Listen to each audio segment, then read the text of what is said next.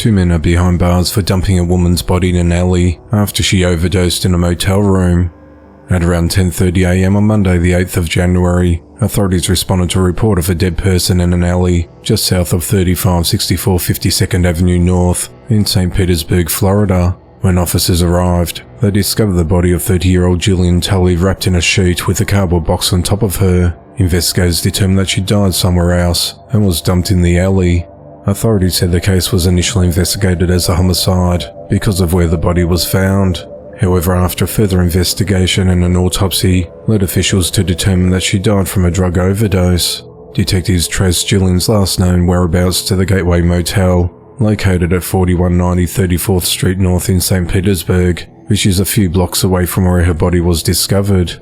Pinellas County Sheriff Bob Gualtieri said, "It really is good old-fashioned boots-on-the-ground police work," and what detectives found was an imprint on her leg. The imprint was there on a leg from a fence, and they matched it up to a fence at the motel. It took them back to the motel, and the sheet she was wrapped in was a motel-type sheet that would have come from a motel like the Gateway. He said that Gillian was an unemployed transient with no physical address, was addicted to drugs and had an extensive criminal history.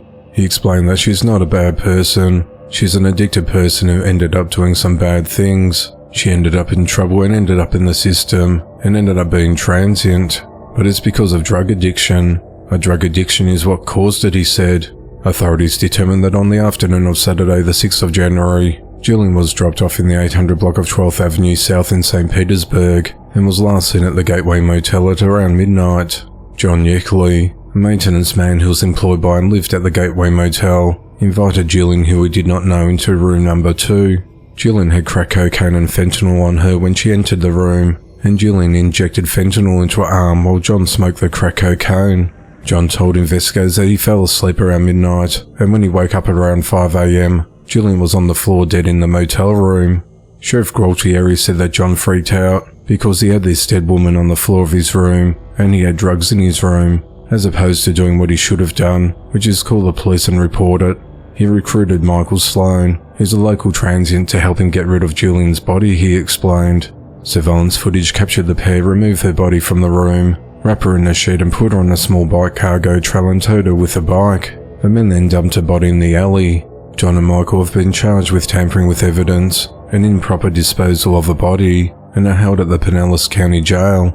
Authorities said that John and Michael both have a history of overdosing, and that Michael was recently brought back from the dead twice at the motel in the last couple of months after deputies administered Narcan. The investigation into the matter continues. 45-year-old Seth Carnes is behind bars for fatally shooting his 74-year-old parents inside their home.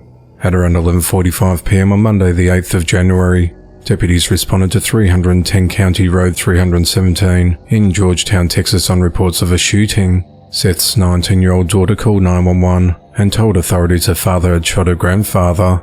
When deputies arrived at the scene, Seth exited the home with one hand up and his other hand holding a coffee mug.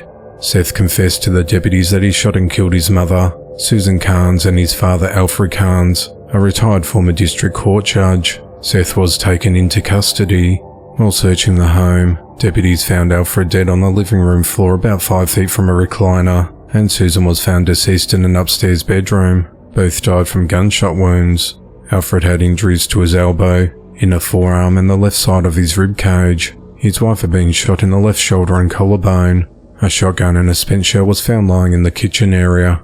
Authorities said that Seth and his parents got into a disagreement, escalating into family violence and death.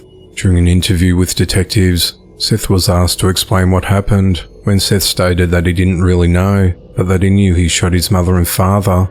He further stated that he used the Remington 870 shotgun that was previously located next to his nightstand in his parents' converted garage where he lived. Seth said that he believed his mother was trying to put a sleeping pill in his mouth, and he did not want to take it. When detectives asked if there was any other reason as to why he shot his mother other than the sleeping pill, he stated that's it. When asked if there was a reason why he shot his father, he said, "I've been looking for something, and figured I would finish the job." At that time, Seth advised that he did not want to talk anymore, and the interview ended. Seth was arrested and faces capital murder charges. He remains held at the Williamson County Jail without bond.